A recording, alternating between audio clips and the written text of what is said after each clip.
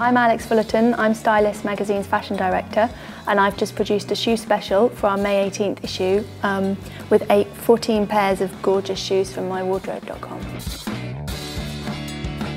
I've identified 6 major trends, which are the sharp pointed toe, the natural wedge, the block heel, the 70s inspired platform, the simple sandal, and the cage. It's the big news in shoes this season.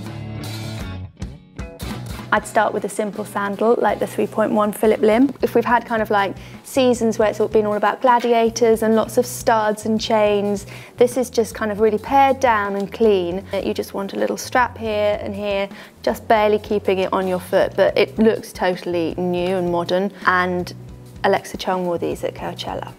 So I'm sure there's going to be waiting lists for them. They're literally the ultimate sandal for summer. So there's a really big kind of 70s influence, from Marc Jacobs through to kind of Chloe. It's all got kind of like a quite bohemian 70s vibe.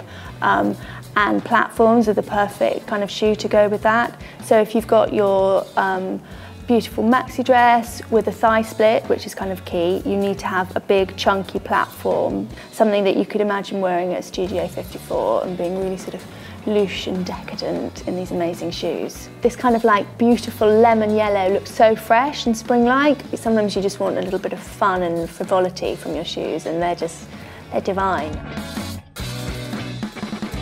So this kind of pointed shape is kind of a classic. But now, after so many seasons where the round toe and the almond toe has been the only shoes that we would wear, it feels really fresh and modern and has come back to being like the newest kind of trend. You've got to be careful that you don't make it look mumsy or a little bit naff. So you want something a little bit subversive and quirky, either with these shoes with their sort of raw edges, or these with their kind of sporty mesh paneling. So you could wear those with a pair of silky jersey tracksuit bottoms with a cuff, ripped denim with them, skinny cigarette jean, punk it up a bit. Just think outside, away from what you would associate with this classic kind of style. This season it's all about natural materials, so cork like these is really key, maybe some wood or raffia, and these obviously they've got this sort of suede fringing. I'd wear them with something kind of like a little crochet kind of top or shift dress, and then khakis or chino shorts. It's a lot more rustic, whereas some of the other styles are kind of sharper and city. This is a little bit more casual.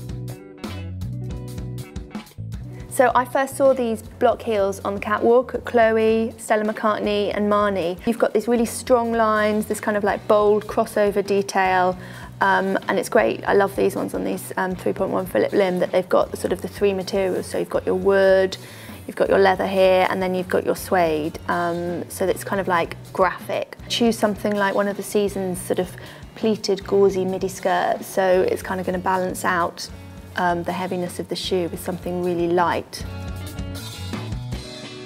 This shoe is divine.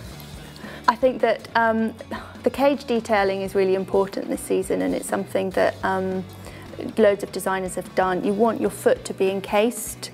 It's got a sort of a toughness and sexiness that you don't find in any of the other trends. And these are beautiful with the kind of the zips, make them feel a little bit subversive, but they're going to be so flattering on your foot. And I find, on a practical level, that when you've got a shoe that kind of encases your foot, you feel a little bit more secure, even though you're on kind of like a big heel. You want to wear them so the whole focus of your outfit is this amazing shoe. So maybe like razor sharp tailoring, kind of trousers that stop at your ankles, and then the shoe is all you need really.